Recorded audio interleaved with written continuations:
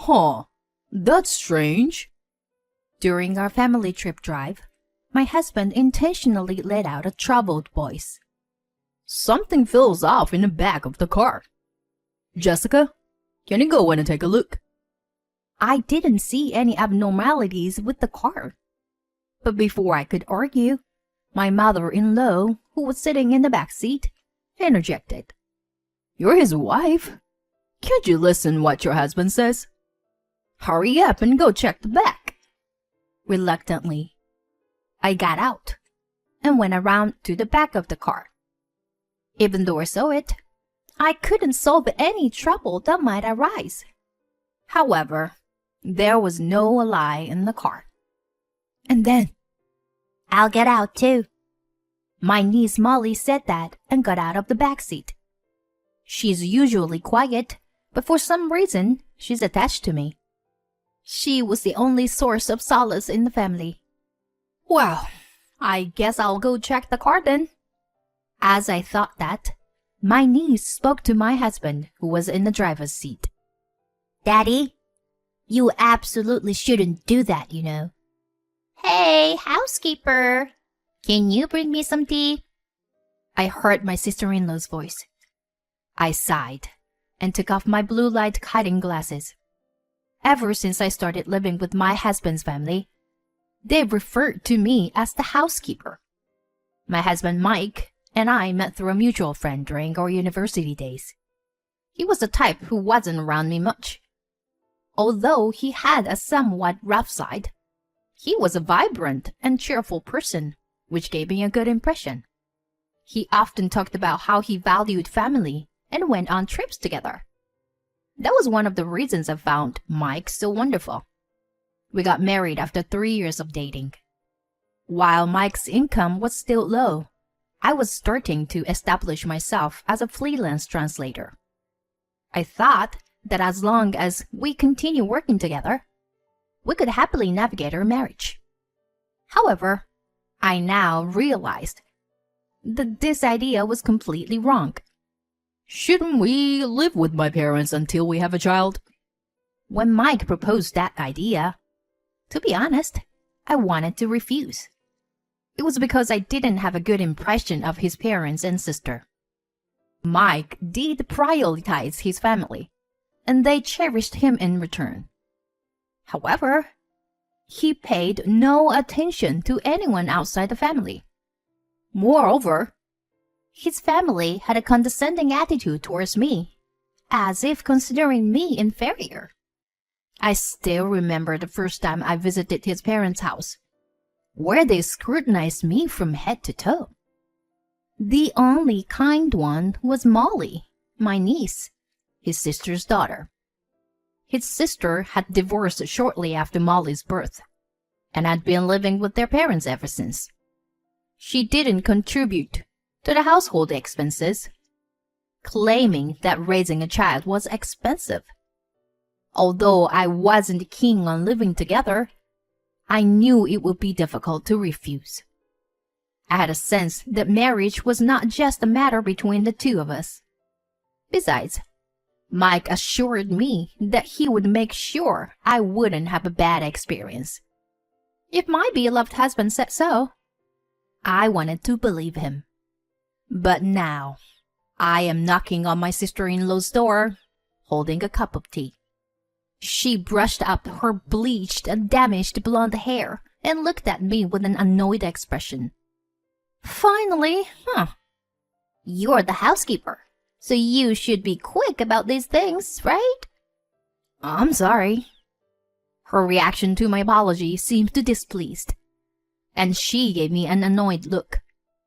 What's with that face? I can't afford to spare any time for you with taking care of our child.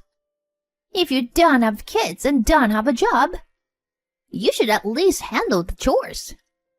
Honestly, why did she have to say such things to me? I have a proper job from home, and I also wanted children. I felt disheartened as I returned to the kitchen, where Molly was reaching into the fridge. Molly, are you thirsty? All right, I'll get you some juice. Just a second. Molly nodded with a bright smile and hugged me, expressing her joy. Molly is truly adorable. But sadly, my in-laws don't pay any attention to what Molly says. I'm the only one who has proper conversations with Molly. Perhaps because of that, it seemed like Molly liked me as well. Just as I was about to have a little conversation with Molly and continue my work, my mother-in-law raised her voice. Jessica, go out and do some shopping right away. Is it something urgent? We only have 1 pack of toilet paper left. But I have work. You don't have work, do you? You're always at home. Don't argue and go quickly. Reluctantly, I headed to the nearby store. As I hurriedly tried to buy toilet paper and return home, my sister-in-law called me on the phone. Hello, hey. Can you buy some beer on your way back? And also grab some snacks as well. Thanks. Once the purpose of the call was over, she abruptly hung up. I thought myself, why does everything have to be so burdensome? And entered the store again. After finishing my purchases, while I was on my way back, my echo bag tore. A wave of exhaustion hit me. That night, I told Mike about everything that had happened today. Mike rubbed his chin while drinking the beer I bought. I get it. I'll figure something out. You're just saying that, you know. You always say that. Well, what can I do? I'm tired from work, you know. After saying that, Mike started playing a game, as if to signify that the conversation was over. It was on one of those days, amidst such daily life, that something happened. While I was taking in the laundry, as instructed by my mother-in-law, I saw Molly playing alone. So I called out to her. What are you doing, Molly? I'm playing with Legos.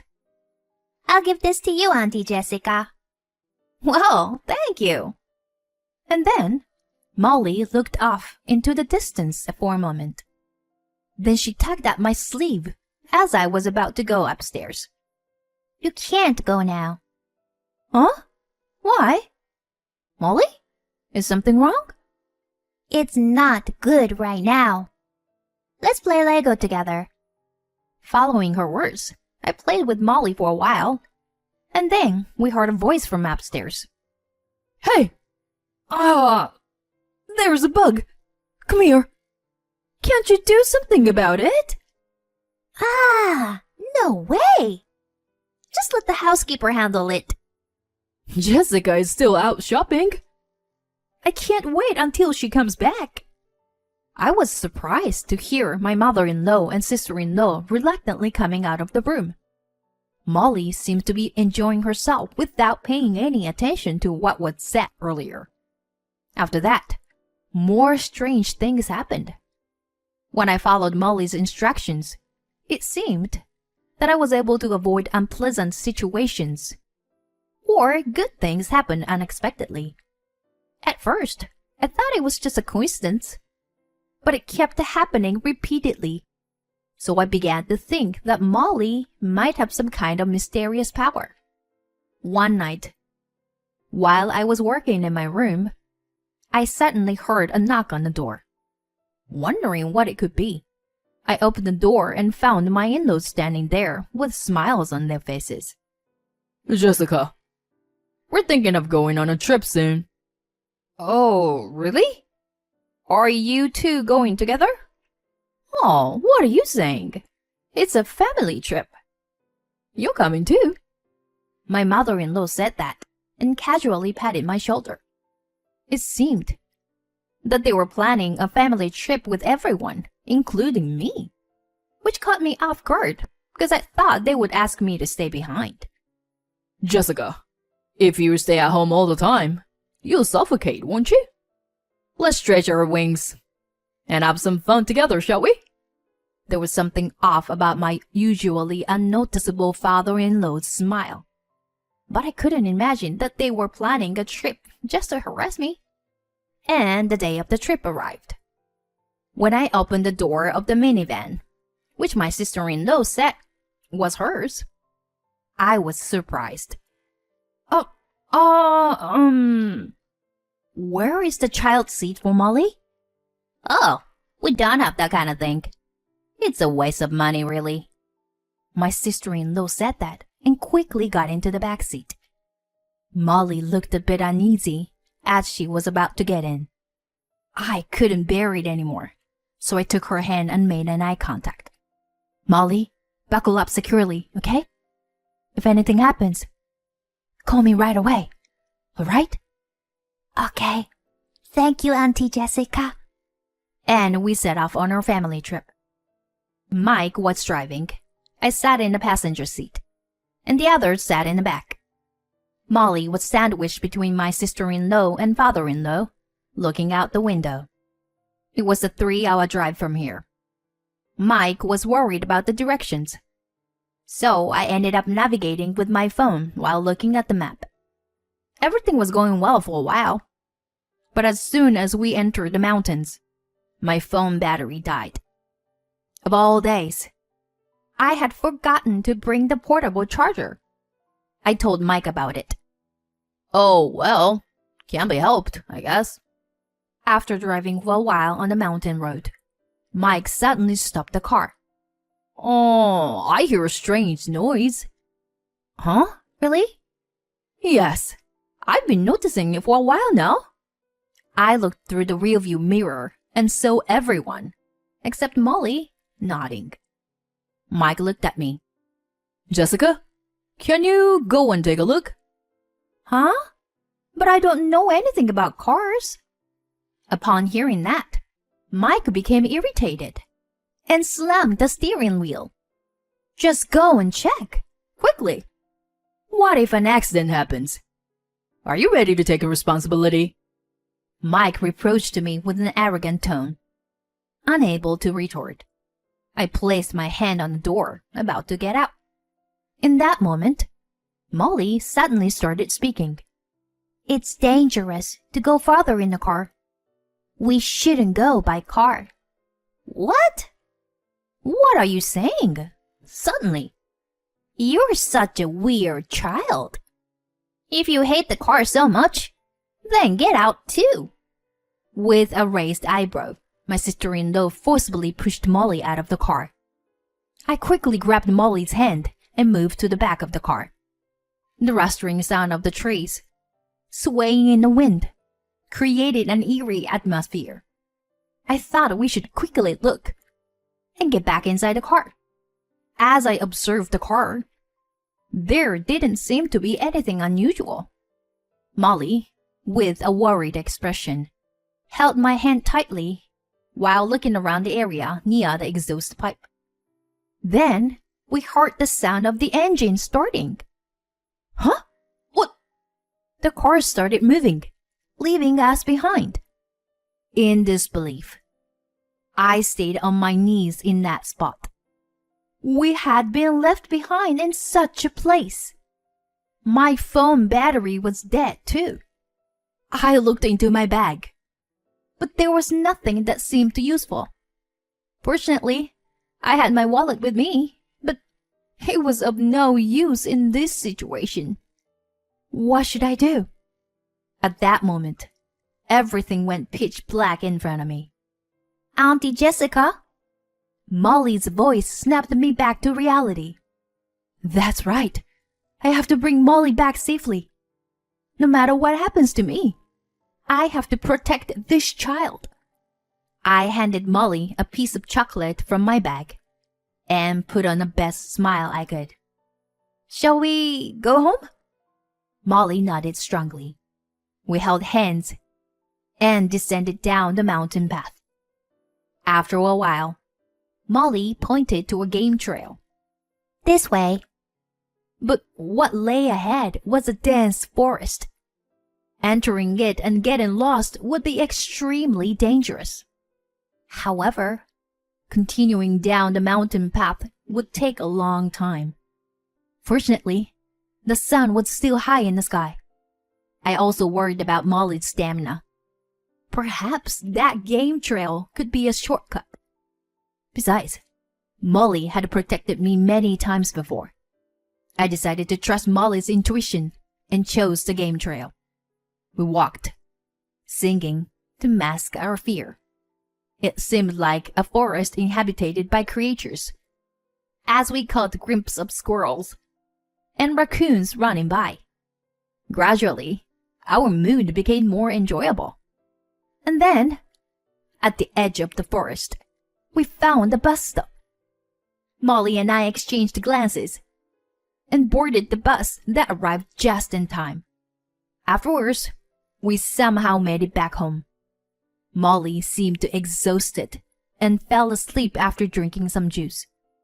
I couldn't stay in this place any longer and started packing my things to leave. Once I finished packing, I checked my phone and saw a flood of notifications. There were numerous attached images and messages from Mike. Upon viewing the images, I saw smoke billowing out from the back of the car. It was clear that the car had broken down. Summarizing Mike's voicemail, it said, Mike apparently didn't have his driver's license with him. So even if the car broke down, he couldn't call for help. What's more, both my parents-in-law and sister-in-law didn't have licenses either. Not only were they unable to fix the car, but they also couldn't drive. However, when the police arrived, Mike panicked and fled the scene. Naturally, he was caught immediately and had to pay a fine. The police gave them a ride to the nearest station, but they had no means of transportation afterward. Going to the destination or returning home became difficult. In other words, the only person they could rely on in this situation was me. What an irresponsible man he is. I could feel my anger welling up inside. And finally, I understood the meaning behind what Molly had said. It's dangerous to go by car. While I was lost in thought, another call came in from Mike. Oh, finally got through. Jessica, please help me. If you're back home, please come and pick me up with my license. Well, I don't care. Besides, I just got back and can't move. Molly is also tired and asleep. Please don't say that. I'm begging you. Come right away. This is ridiculous. Don't call me anymore. Bye. Without waiting for my husband's response, I hung up the phone and turned off my smartphone. Oh, Auntie Jessica, what's wrong? Oh, Molly, I'm sorry for waking you up. Shall we go out together? And so, I took Molly and headed to my parents' house. After discussing with my parents, we decided to hire a lawyer and proceed with the divorce. A few days later, when Mike and the others managed to come back on their own, I informed them about the divorce, and they agreed. It seems they were angry at me for not going to help them. At first, Mike resisted paying alimony, but when I presented evidence of his purchases using my credit card, he quickly changed his tune. It turned out Mike had been buying entertainment items like manga and figurines, thinking I wouldn't notice. The total sum amounted to around $30,000. Jessica, you regret this. Oh, really? Just a few days after uttering such words of defiance, Mike and my in-laws came crying to me. And that was only natural. After all, I had been contributing my own earnings to the household expenses at their place. There was no way Mike's income alone could cover their living expenses. I entered my in-laws' house after a long time, ready to have a discussion. Everyone was huddled together, avoiding eye contact with me. The only one who greeted me with a smile was Molly, who had been back at my in-laws' house. "It seems you don't have any money." I'm sorry. I apologize for everything that happened. "What are you talking about? First of all, you have an obligation to pay me alimony. Do you intend to ignore that as well? Well, If you can't pay, then there's no choice. I'll have to take things from the house and sell them." that's a bit... So, what can you do? Do you have any other suggestions? When I said that, everyone fell silent. I looked at Molly, and she nodded. "In that case, please let me adopt Molly. If you agree to that, I will drop the alimony claim." What? Huh? My in-laws all had surprised expressions on their faces. Molly smiled and said, "Yes, I'll become Auntie Jessica's child." About half a year ago, Molly had said, "It would be nice if Auntie Jessica were my mommy." I had always wanted children, and I cherished Molly dearly. That's why I had talked to Molly about the possibility of her becoming my child. Molly immediately agreed to my proposal. And as the truth behind that incident, it turned out to be incredibly absurd and meaningless. It seemed that they had planned to leave me behind in the mountains after pretending to go on a family trip, all in an attempt to make me a more submissive wife. 5 years has passed since then. "Molly, dinner's ready." "Okay, coming." It smells delicious. I'll get the plates ready." "Mommy, this is so good." "Really?" "It's a recipe one of my clients taught me recently." I was free from the stress and chores of my former in-laws and was making progress in my work. Molly's mysterious power still exists to this day. Sometimes she gives me advice regarding my work. And every time I follow her suggestions, things go well. But even if Molly's power were to disappear in the future, she would still be my beloved daughter. I reach out and gently stroke Molly's head. "Hey, Molly, how about going on a trip with Mommy soon?" "Huh? A trip?" "Yeah. Maybe next month or so. What do you think?" "Yeah, sure. As long as it's not by car." You're right. Maybe by plane. Molly and I exchanged smiles.